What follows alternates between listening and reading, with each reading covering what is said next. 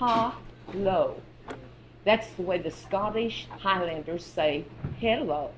Instead of saying hello, they say ha-low. And I cannot put the accent on it that the Highlanders put, but I looked it up, and that's the way it's pronounced, ha-low. The country of Scotland is part of the United Kingdom, and is made up of the mainland and all the islands nearby. Okay. Scotland. Can you believe that Scotland covers 1/3 of the land mass of England, of Great Britain? I could not even believe that. And they ought to have more influence, don't you think? The Lowlanders speak English. The Highlanders speak Gaelic. The McKenzie motto is, and I may not be pronouncing this correctly, but just overlook it, Lucio non Euro, which means I shine but do not burn. Lucio means a mountain in flame. And one of the McKenzie clan made up a badge for their clan, and this is the Scottish badge of the McKenzie clan. And I just thought that was neat to show that to you. They had a shield also, but I didn't try to make that. Scotland went through many changes, and the Jacobite Rebellion of 1745 was an attempt by Charles Edward Stuart to regain the throne for his father, James Francis Edward Stuart. After the rebellion, a law was passed which forbade the Highlanders, from carrying guns and wearing their tartan.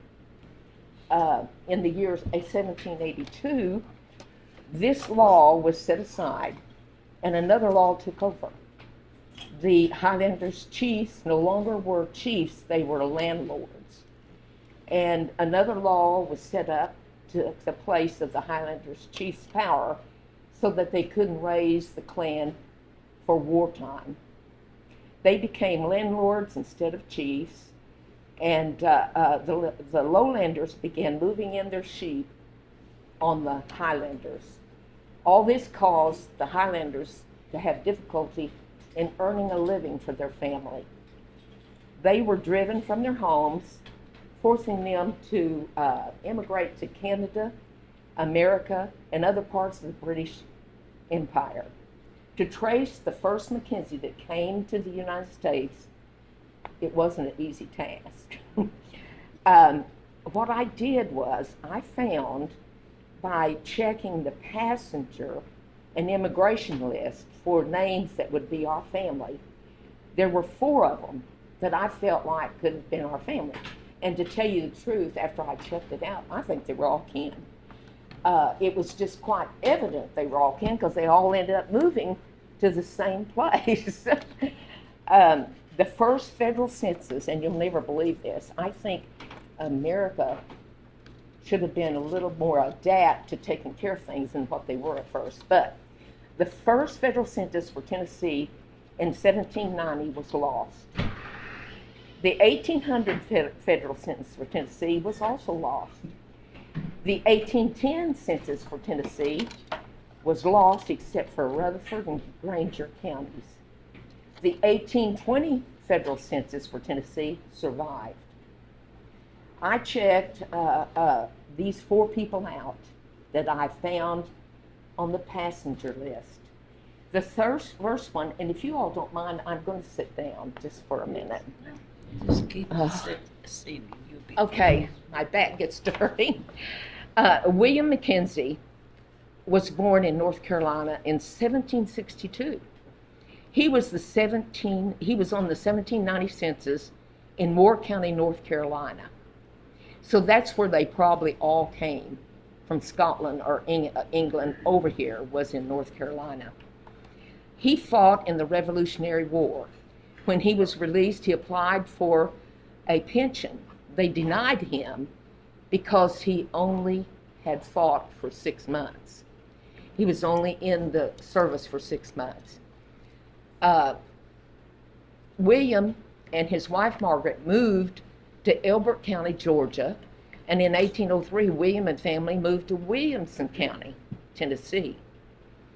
And then they moved to 1820, they moved to Lincoln County, Tennessee.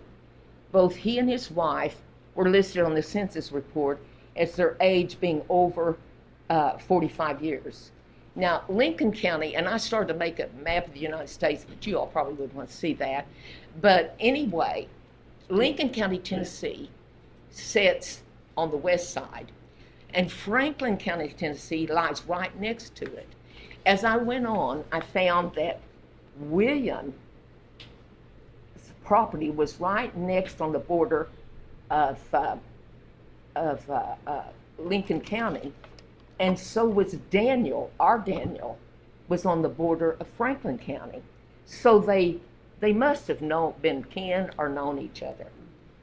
Thomas McKenzie appeared on the 1820 census in Williamson County, Tennessee. Same country that William went through, same exact county.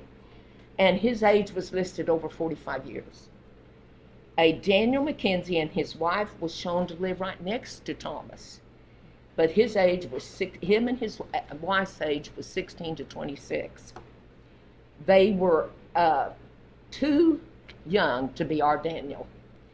The third person I looked at was Neil McKenzie, and Neil is short for Cornelius, because when I checked out Daniel, I found that Daniel and Cornelius went and fought in the 1810 war. They were enrolled at the same time, and when they got out, they went to Tennessee and applied for land in Tennessee at the same time. So they must have known each other. So Neil McKenzie and his wife appeared on the 1820 census in Franklin County, Tennessee, listing their ages as 26 to 45. Another female was listed, but her age was over 45. So this must have been Cornelius's mother or his wife's mother. I have some interesting plaque. You all have to understand, I worked for an oil company, and all I did this whole thing was exactly what I did for the oil company, and I just had a ball. I loved it and I was good at what I did, and that's why they sent me all over the United States to do stuff. But I really found this to be so closely knitted to what I did for my job. But anyway, the fourth family listed on the 1790 census for Moore County was Moore County, North Carolina, was Daniel and Betsy, short for Elizabeth. Daniel McKenzie moved to Franklin County, Tennessee, and over the years he acquired 116 acres in Franklin County, Tennessee. Daniel McKenzie was our ancestor. He's the first ancestor I found for our family, Daniel McKenzie, and he was in Franklin County, Tennessee, right next to William in Lincoln County. Keep that in mind. Daniel and Elizabeth had 9 children. And the 9 children's names, I'll read them off to you. Nancy A., Mary, John McKenzie, Alfred Henry McKenzie, Melinda McKenzie, Daniel McKenzie, Elijah McKenzie. I want to stop here and tell you something about Elijah. His first wife died, and he had 6 children. He married again, and then he and his wife both died. Well, all the sisters and brothers that were his sisters and brothers took 1 or 2 children and took them to raise. And I thought that, and Samuel McKenzie is the last 9th child that Daniel had. He married Rachel Brazier. Samuel McKenzie is our 2nd ancestor on our list. Daniel's first, Samuel's second. Well, Samuel was so really good with those 2 children he took to raise, because he already had 6 children, or 7. But Daniel died between the age, and I want you to know, when I was doing this, it wasn't easy, because I wanted to put in every time he bought a piece of land or every time he did something, I thought I had to put that in. But when I was reviewing this, I had to cut about 15 pages off because it was too long. And so anyway, I'm giving you just a brief summary, okay? Well, that's what my son said too. Anyway, Samuel and Rachel had 8 children. Their names is John, William, Zachariah, McKenzie, Mary, Charles, George, H.B. Now, what I found really interesting about H.B., he was the 6th child of Samuel and Rachel, but he died at the age of 15 in Lebanon, Oklahoma. And I was just happened to be down there looking at graves. Of course, I went to graves all the time, and cemeteries, and I found H.B. And it had a writing on it, and it told that he was the son of Samuel and Rachel. And anyway, he died when he was 15. Alfred J. was the 7th child, and Cynthia A. was the 8th child. Now, John William Zachariah McKenzie is our 3rd ancestor in the chain of line of the McKenzies. At the age of 9 years old in 1878, John's parents moved to Cook County, Texas. Now I started at one time taking you through every time they moved, but it got so long I had to cut it short, so y'all will just have to follow me. And in 1883 they moved back to Tennessee, and in 1885 they moved to Choctaw, Chickasaw Nation's Indian Territory Reservation, Oklahoma, to the town of Holder, Oklahoma. It was in the town of Holder that John met and married his first wife, L. Jane Jenny. And she went by Jenny Evans. In 1891, he married her.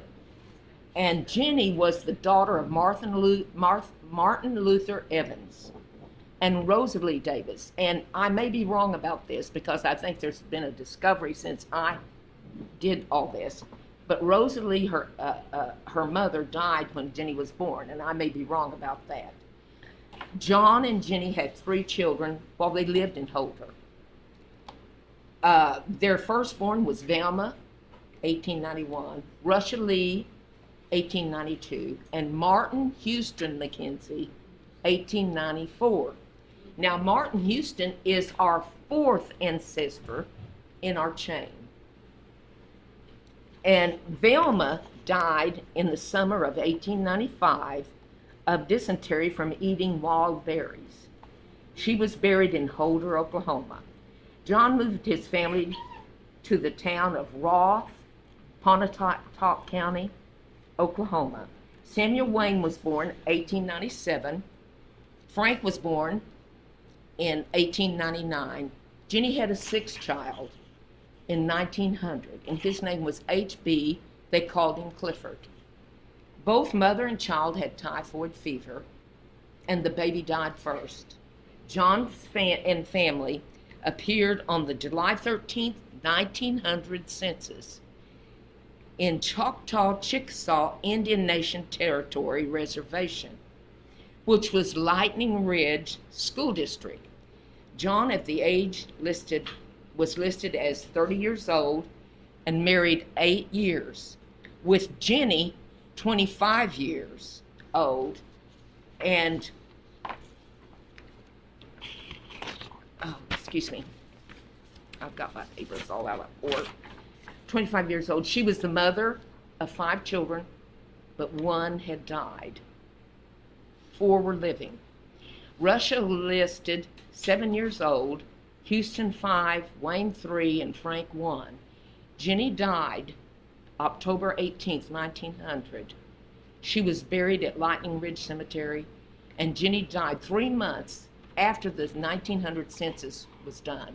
And I was thrilled that she was on the 1900 census. That was her last time to appear.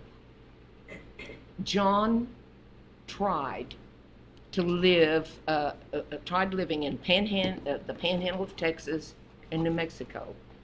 However, John wanted to move back to Oklahoma. John heard about the government selling land in Oklahoma.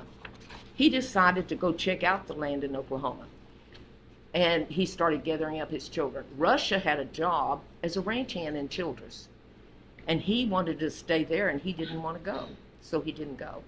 Grandmother Evans, which was the grandmother of Jenny, she thought that Frank was too young to go. So John ended up leaving Frank there with the grandmother and the grandparents, Evan's grandparents. He took Houston and Wayne with him, and the 1910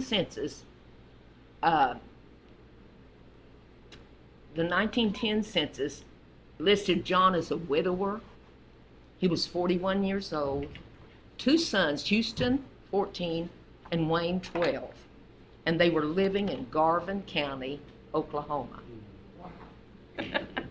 Isn't that surprising? Yeah. But anyway, I wanted to tell you that when at the time of the 1910 census, he had not found land to buy. I found a deed in Garvin County Courthouse where John purchased a farm located southwest of Lindsay in Garvin County, Oklahoma, consisting of 153.22 acres. He paid $995.93 for it. Wouldn't you love to pay that? My son heard that and he said, "My gosh, that was a bargain." And it really was, if you wanted to live in the wilderness. Yes. The deed was dated August 30th, 1912. John was one of the first members of our family that moved to Oklahoma and bought property. John William Zachariah McKenzie and Mary Rice married December 11th, 1912. This was 4 months after he purchased the farm. I wanted to go through and share with you all how I determined where the farm was, okay? And this may not interest you, but this is what I did with the oil companies and loved every moment of it. If you all know and take into consideration, the world is round and not flat. So a lot of the sections had to have lots on them because otherwise we wouldn't be able to get all the land together, okay? And I made a picture of what happens when they gave lots. If you notice that section 1 through 6 has 4 lots in each section. And if you go down, and now this is township. I must tell you this. In Oklahoma, we have one of the best survey systems. It's called the rectangular survey system. And it's one of the best survey systems in the United States, I think. And I've done a lot of research on a lot of other states. But this is a township right here. And each township has 36 sections. 36 in the township. Across the top of the 1 through 6 sections is 4 lots across each one of those sections.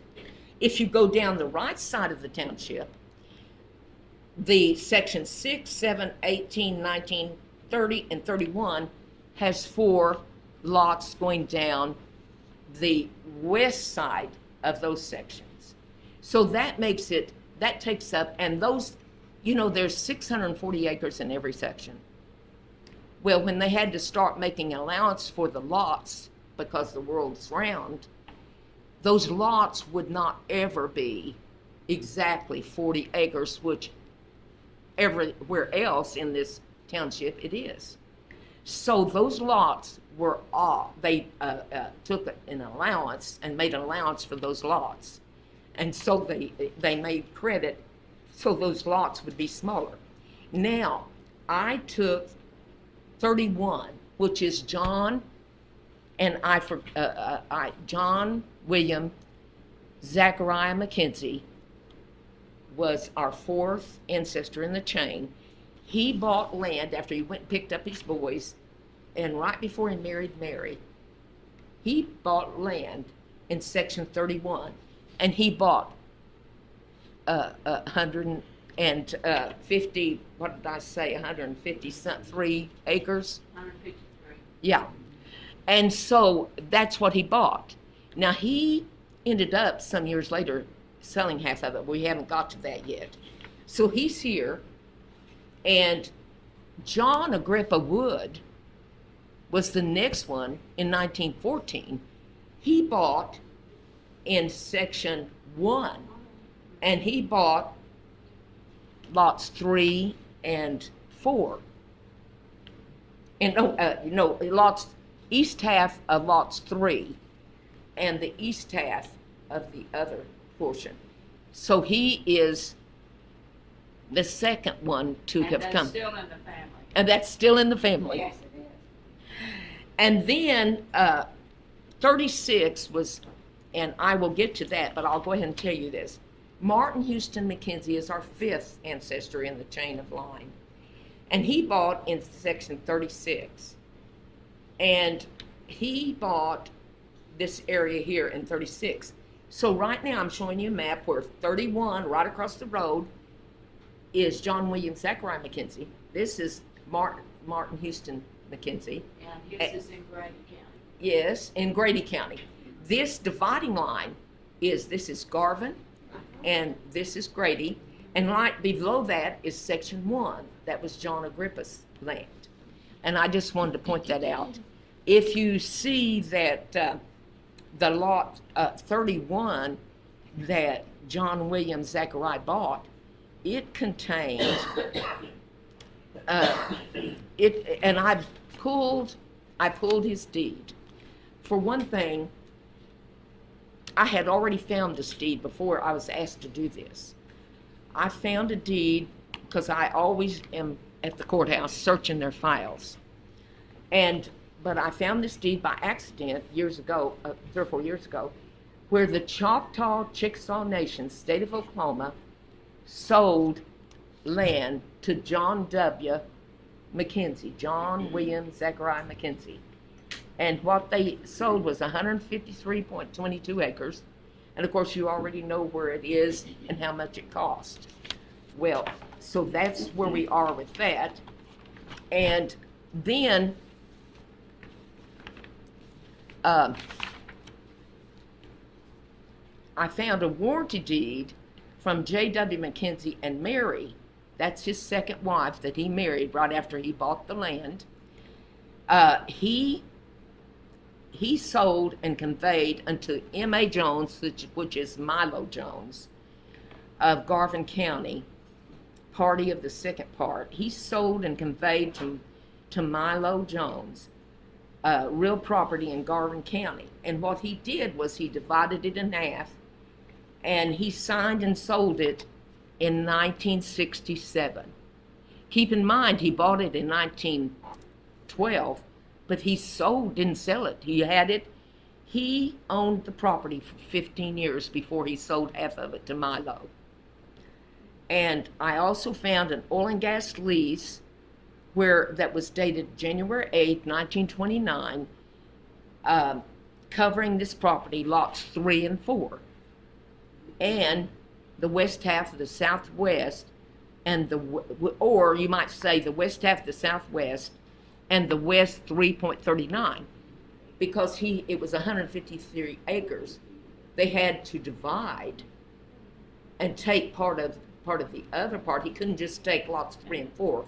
He took a 3.39 of the other property, which made his property to be exactly what he sold to Milo, which was 76.61 acres. I also found a lease, an oil and gas lease, and it was dated 1929, covering the property of lots 3 and 4, or west half southwest, west 3.39 acres, of the east half of southwest of section 31. Township 4 north, range 4 west, containing 76.61 acres. John and Mary leased their minerals. On this oil and gas lease, they were one of the first people who leased their minerals on that property to an oil company, and they kept them. They had the minerals. The minerals were not reserved by the Indians, so John and them got the minerals. As you may or may not be aware, and I'm fixing to tell you something that. Oh, I want to tell you this.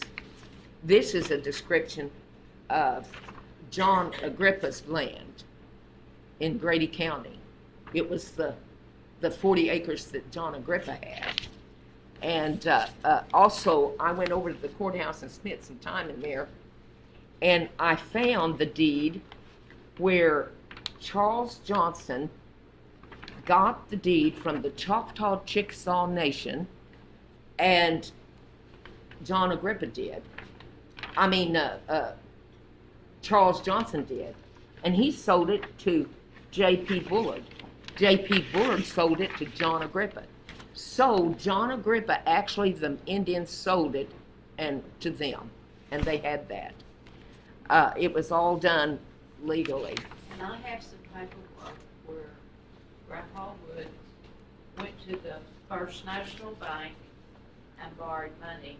Todd owns the place now. My youngest son, Todd, owns it.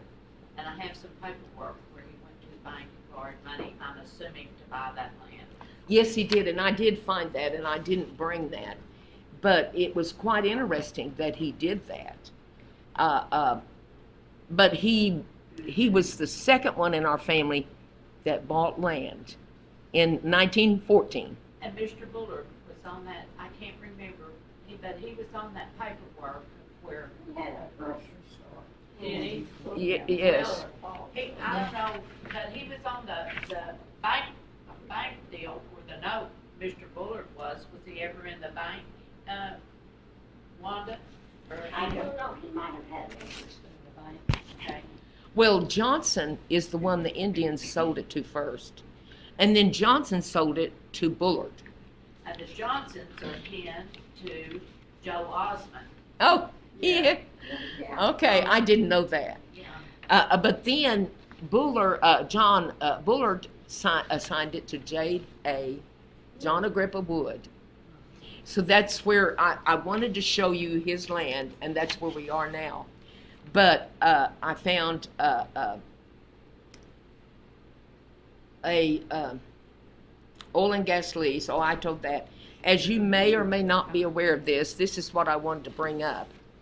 I have copies. I spent a lot of time over in the courthouse, and I had a warranty deed where it was sold to M.A. Jones, and then I have the oil and gas lease that John Agrippa and them signed to get the oil. In order for me to prove that everything I say to you was correct, I wanted to back it up with deeds. So I went over and searched the courthouses and spent a lot of time for the last month in there, and loved it every moment. As you may or may not be aware, the federal government decided to move the Indians from several eastern states: North Carolina, Georgia, Alabama, Mississippi, Florida. And then once they moved them to Oklahoma, it became an Indian Territory reservation. The Choctaw Nation was the first Indians tribe.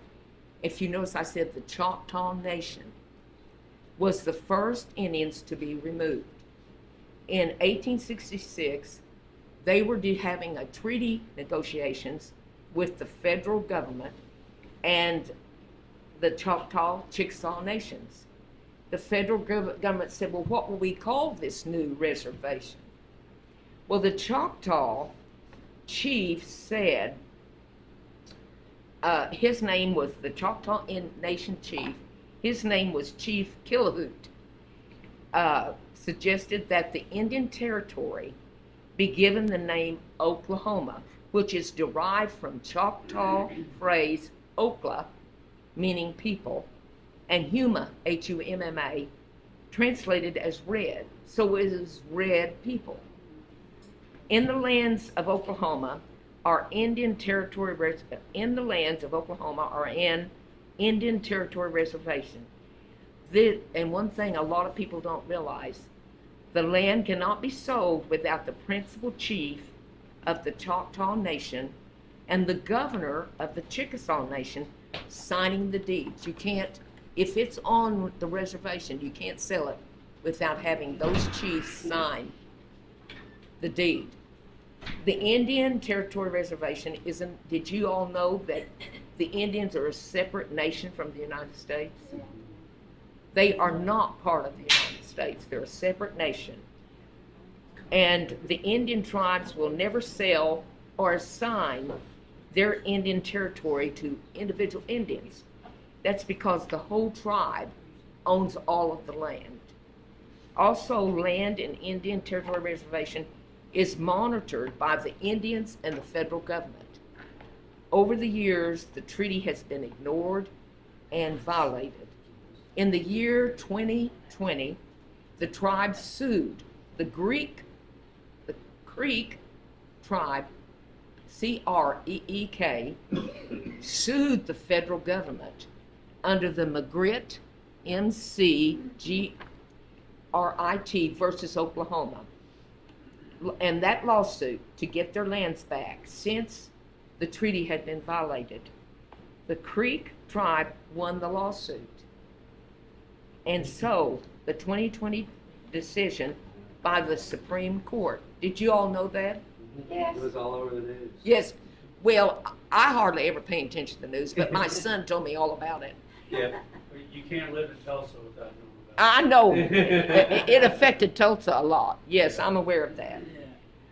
Court highlighting ongoing interest in what happened is that suit and that decision by the Supreme Court highlighted the ongoing interest in the native nations. And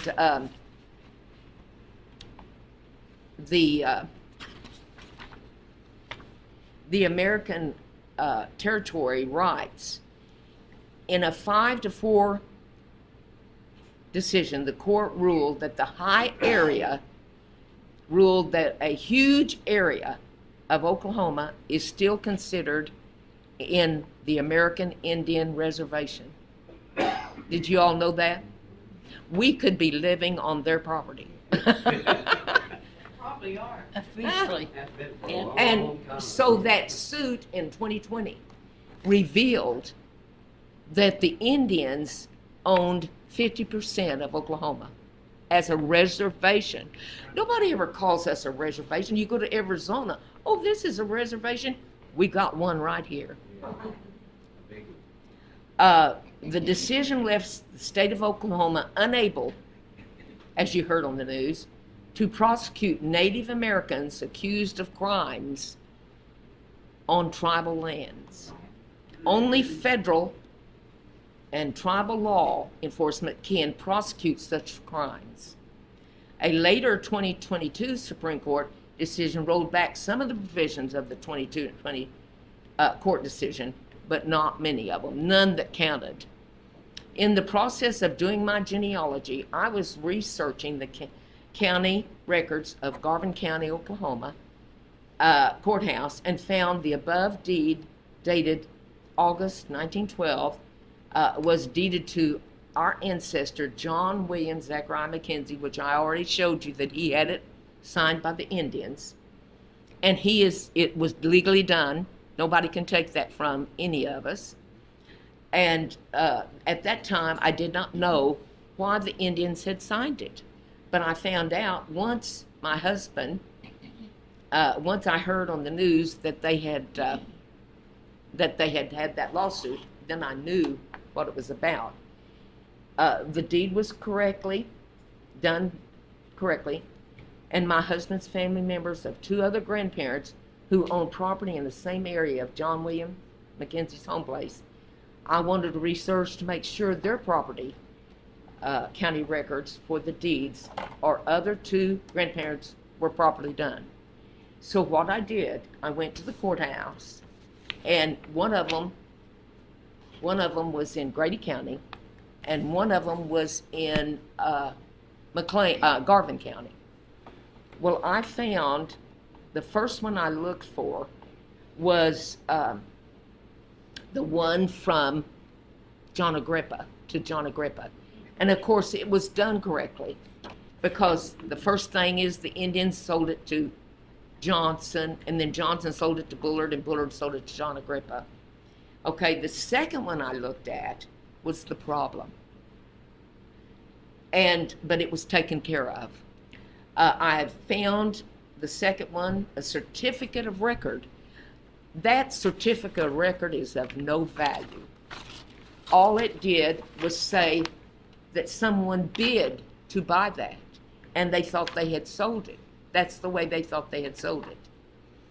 And it certifies that a bid of Benjamin Stroud wanted to purchase the property in Section 36, the deed should not have been made. The deed was a mistake. The next I found a deed of record from Benjamin Stroud to James Cooper, which just said deed record, okay? And the next thing I found, and that deed record was not valid either, because the Indians had never sold it.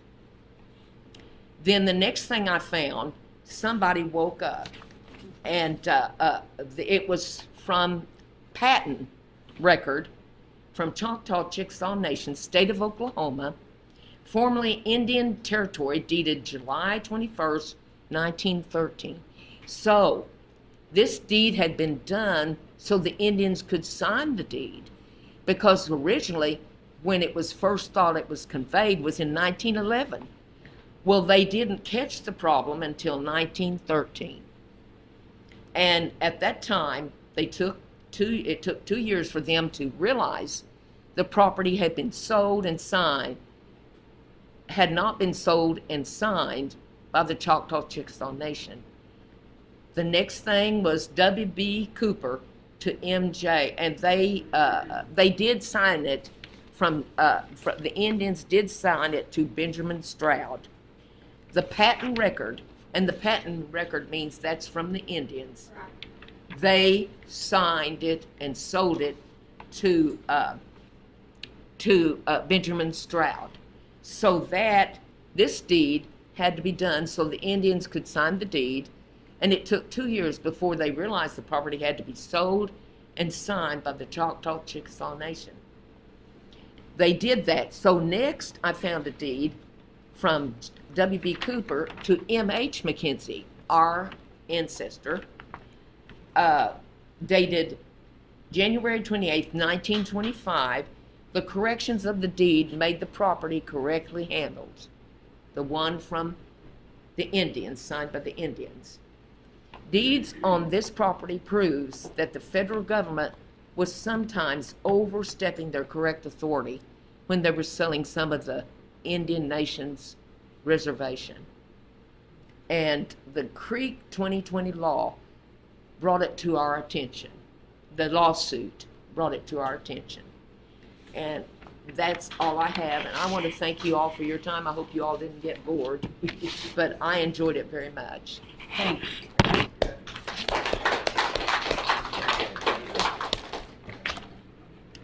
Well, I am Emma McKenzie Garderner, and I am the last living daughter of Gladys and Houston McKenzie.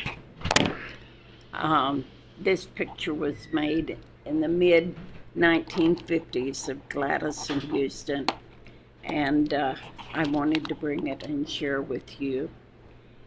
And then this is a picture of Gladys made after Daddy died with her 6 children.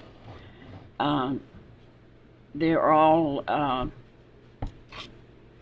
were living at that time, and since then they've all passed from this earth except me.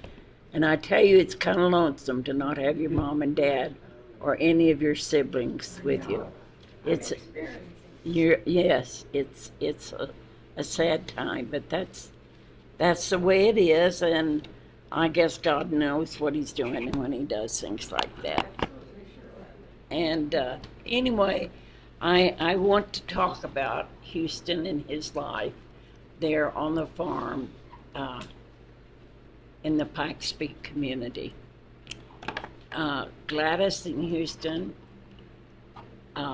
lived there all their life, and Daddy, before they married, went away and served in World War One. He went across in about 1917, came back in 19, so he was over there a little over a year, but he saw some horrific fighting when he was there. He served right up on the front lines, and it was hand-to-hand combat, and it was rough. It was really rough. After he got to France, they put him in a medical detachment, took him off the cook line and put him in the medical line to help the doctors, and he was right up front. And General Pershing was their leading officer, and he just told General Foch when they got there that all he asked was that the American troops be fighting together as a cohesive unit and not be strung all the way across France, on all the way across the line. And so he accommodated them and put them in the southern part of France to fight on a line that they'd been struggling for 4 years to break that line and had not been able to do it. But when the Americans got there, they had enough men who had enough energy to keep going and fighting, whereas those guys over there had already been fighting for 4 years. And when the Americans came, they were like a breath of fresh air to the European troops. And so they fought all the way across, not all the way across, no, about halfway across France until they got into Germany.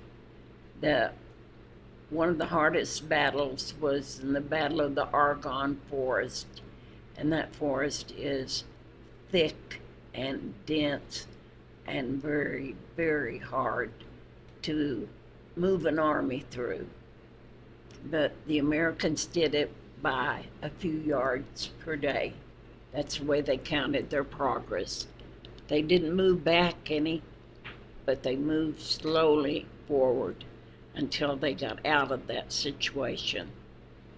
And Houston had one exciting time on that fight going across there. He and his buddy were in their foxholes, and a hand grenade got thrown right in on top of them. It exploded, and Houston went about 25 feet up in the air, he said, and came down and knocked the wind out of him, but otherwise he was fine. But his buddy was killed instantly, blown to pieces. And that affected my daddy a lot. You know, he just felt such compassion for him, and, you know, why him and not me? You know, it was hard. But anyway, the further north they went across France, the easier the fighting got, and the more the Germans were giving way to them. And they said it could be felt all the way across the line, all the way up past Paris and to the end of the line to the north. And they were giving way and beginning to retreat is what they were doing. And by the time they got out of the forest and got up a little bit further in an area they call the Sedan, then the line began to give way and move very quickly and retreat. And so the Americans, the war ended in November of November the 11th, 1918 at 11 a.m. Paris time. And then the American troops became part of the occupation forces that went into Germany at the very end of the war.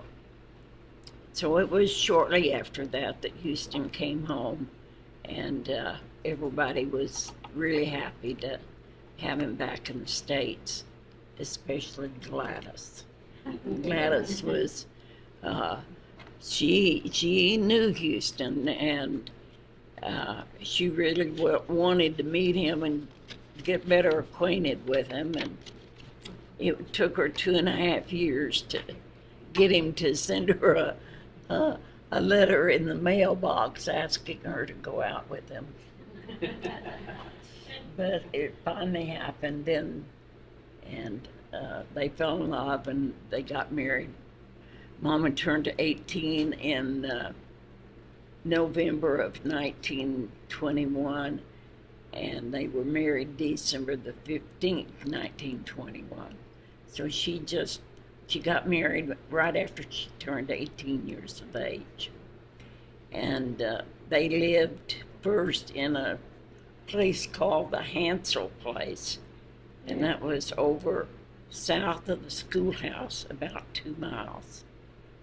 And Margaret, my oldest sister, was born there, and they lived there for about 2 years.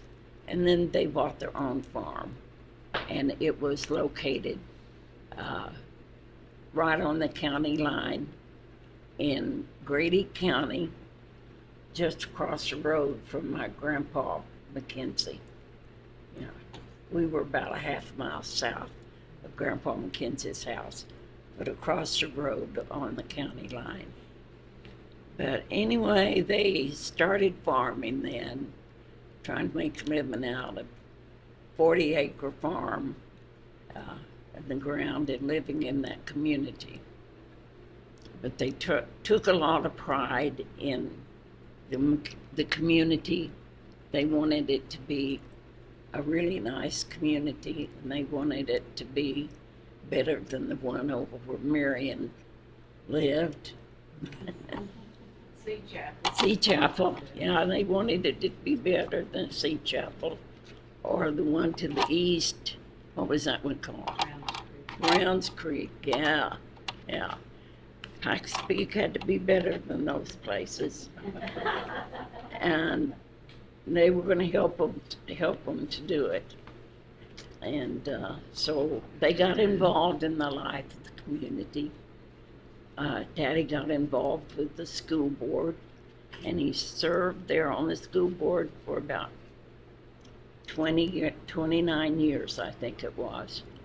And that's a long time to do that job. It involved writing the warrants for the teachers every month and taking care of any problems they had at the school, getting supplies in for the school teachers, and whatever it took for the school teachers to have what they need, and the hiring and that sort of thing. When teachers left, they'd have to interview and hire new teachers. So there was responsibility involved with that. And then, there would be local elections, state elections, national elections, and the community polls, they went your direction to go vote somewhere around Sea Chapel. But Daddy always worked the polls. He felt a real responsibility that it was his civic duty to be a part of being one of the attendants at the polls. They would count the ballots and seal them properly and get them to Chickasha at the end of the day, and then they could all go home. but it was a big job, and it was a responsible job, and really a very patriotic job to do that. July the 4th, we always celebrated that as a day of patriotism, and everybody realized that that was the day we became a nation. So we were taught that at home, that was, we should be proud to be Americans, and that we needed to stand for our nation at all times. So anyway, they did that, and then there was a lot of other things that happened around the schoolhouse that Daddy was involved with, and I think the first thing I always think about is Christmas time and the pie supper. Betty, do you remember about the pie suppers? Yeah, your dad auctioneered off the pies. The mothers would bring the pie, Yeah. and then Uncle Houston would auction them off. And the Stood money, right there, and did it. Right up here at this front part of the school, I Right. remember it. Yeah. anyway, he would auction them in. They saved the money and made Christmas sacks for everybody that had spent money. And they had Christmas trees, and the kids from the school would put a program on. Yeah. And then after the program, they would pass the sacks that had fruit and candy, and different things in, to all that had donated. Who came running down the hill ringing the bell? Remember? Had a sleigh. He came in a sleigh in a big red suit. He was Houston. They had a Santa, is that what you're saying? Yeah, yeah. Oh, yeah. Uncle Houston. Yeah. That's what I was trying to get you to say. That must have happened after I was a child. Yeah. That had to have been one of the most fun things I think my dad ever did, was playing Santa to all those kids up there on Christmas Eve. And they all got a present. Some miracle happened when they got a present from Santa up at the schoolhouse. And it was a lot of fun, and there was a lot of community spirit involved in those two events, the pie supper and the Christmas program at the school.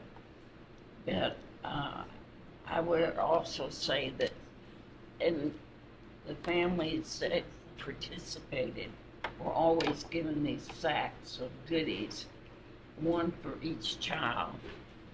But shut-ins in the community that were unable to come, like Grandma and Grandpa Wood, and maybe Grandma and Grandpa Osmond.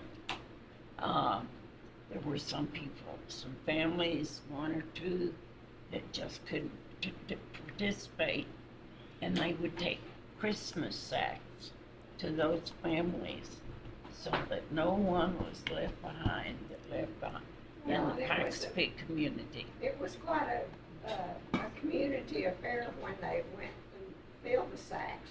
Parents from everywhere. It was a time of social getting together and really enjoying it because they were fixing the sacks and the children got excited about that. Yeah. I don't know, did they do that in your community, Marion? Got lined up, and, in the assembly line, you just had Right. cookie or candy bar put in there, and you did the oranges. It was fun. It was fun, yes, it was. And then, the women played a big part in the early life of the farmers, in that they made such big gardens, and they canned everything that they I'm could. sure everybody got Oh, yes, oh, yes. Everybody in the community got a sack that they could get it to.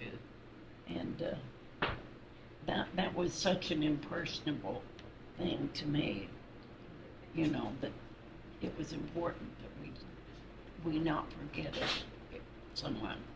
We not forget somebody along the way. And the women grew the big gardens, and they canned, and they washed in a wash tub over a rubberboard. Lord, I just do not know how they did that. And after the first freeze, every year we'd kill hogs, and that was a 3-day work effort, just as hard as you could work. And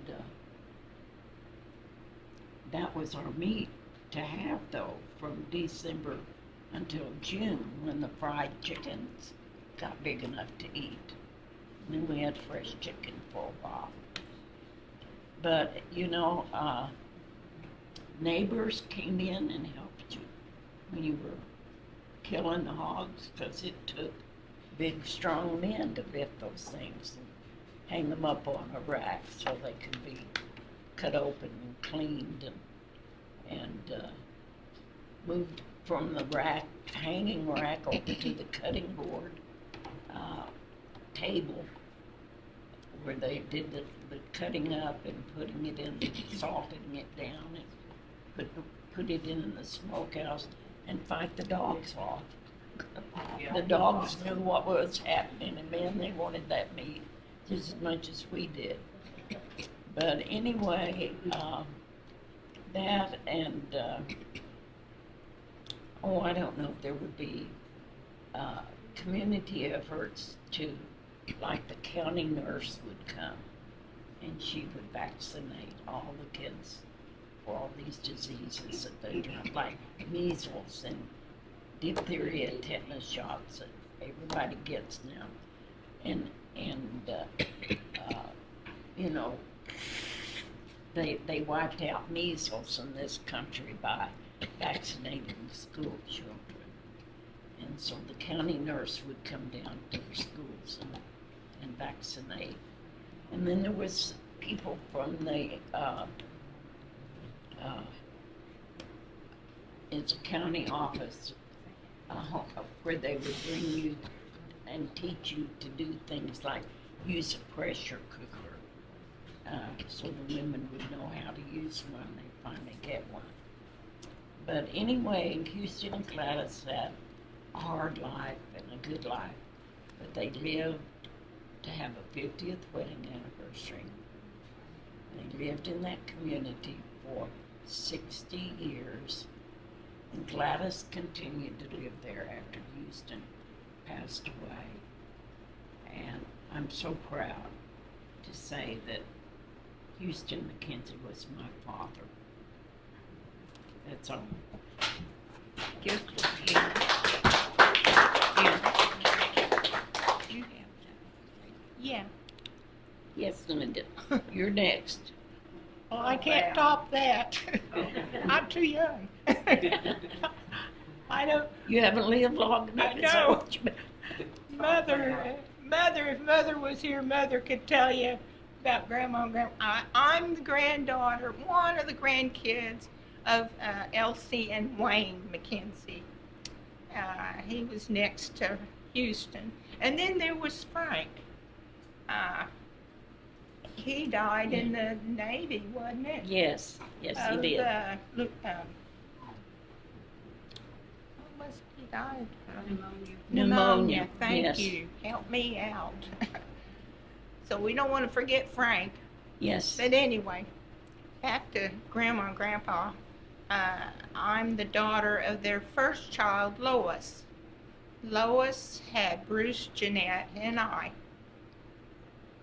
And then there was Homer, and he married Margaret Riekemeyer, and they had Ronnie, David, Steve, and Cynthia. They're all living except for Cynthia passed away about 3 years ago, cancer. And then there was Sam, and he married Mavis, I don't know her maiden name. And they had Gary. And Gary has since passed away in, when did he pass away? Not long after Cynthia, I think a year later after Cynthia Yeah, did. it hasn't been that long ago. So our two youngest of their grandkids are passed on now. The rest, well, my brother Bruce, he passed away in '06. Jeanette, my sister, was next in line. She passed away in '78. And I'm the one left out of Lois's family. And that's about it. You're When did Gary pass away, Lynda? Gary must have passed away 2 years ago.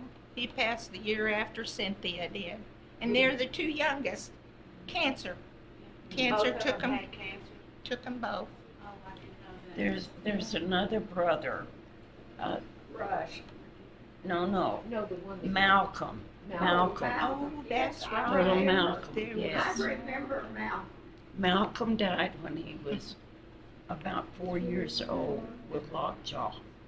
I remember him so well. Cut it on the chart. Cutest little guy. And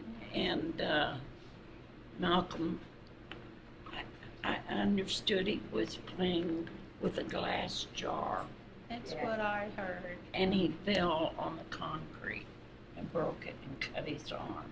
Well, they had put manure around that cutting that the jar had been on, Yeah, you yeah, know. yeah, And it got, yeah. yeah. Was he Wayne's son? Yes. Yeah, at first.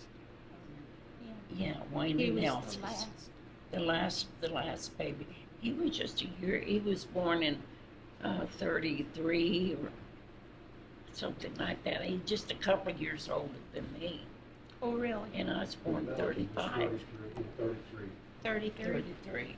Yeah. And Madison's name was Orton. Horton, Horton, yeah. Norton. Yeah. But brothers in this family, two brothers, McKenzie's, married two sisters named Wood. So we are double cousins with, this one is a double cousin. Yeah. Hey, Wanda, who Yeah. else is here? Yeah. How many first cousins are there? Myself, Wanda, Betty, Catherine. I think that's all the first cousins that are here out of the McKenzie. I'm just as much Wood as I am McKenzie. Yeah, you are. Absolutely. I'm as much Wood as I am McKenzie. And I hope that you'll look at the pictures. They're here by families.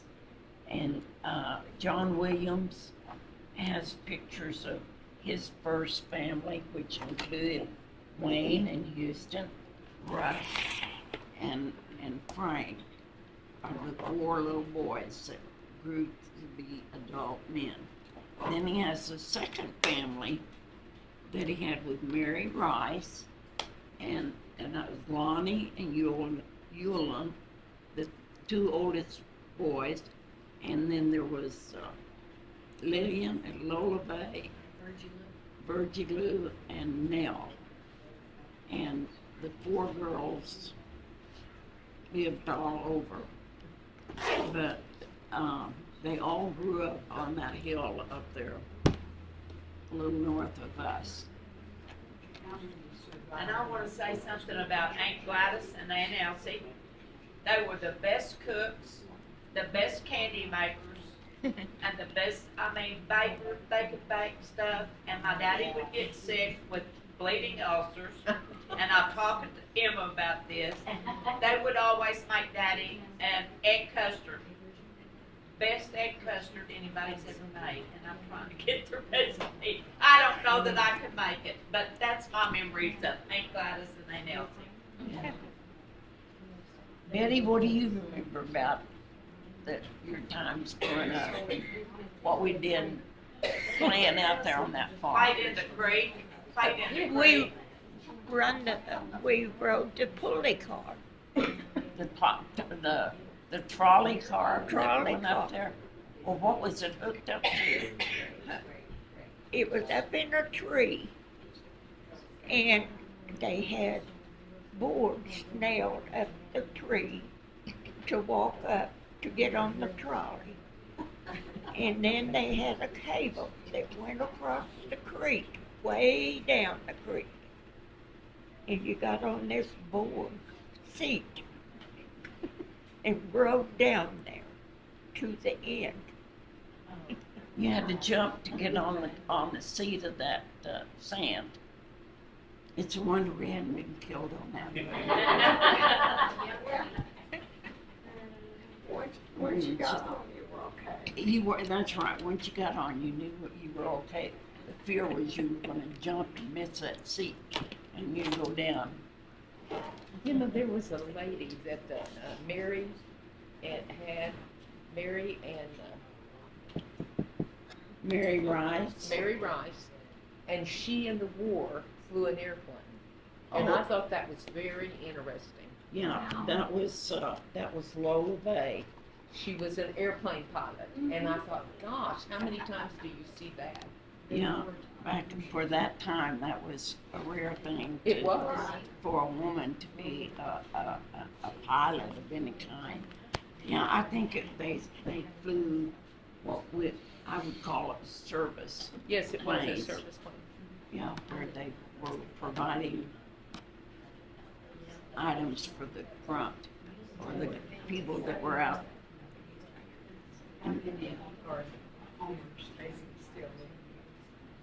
What? How many of Homer's are still living? Uh, Ron? 3. Ronnie, David, and Steve. And the youngest one has passed. So 3 out of 4. Cynthia was the daughter that is passed. Is that trolley by the waterfalls over there on the McKenzie place? No, it was just across the road from the Oh, house. across the street. And there was a big old tall cottonwood tree. It must have been 7,500 feet tall. Yeah. Yeah, it was a huge tree. And Daddy had knocked or put the steps on it to go up. But I encourage you to come and look at the pictures. And if you have other questions, address them to us.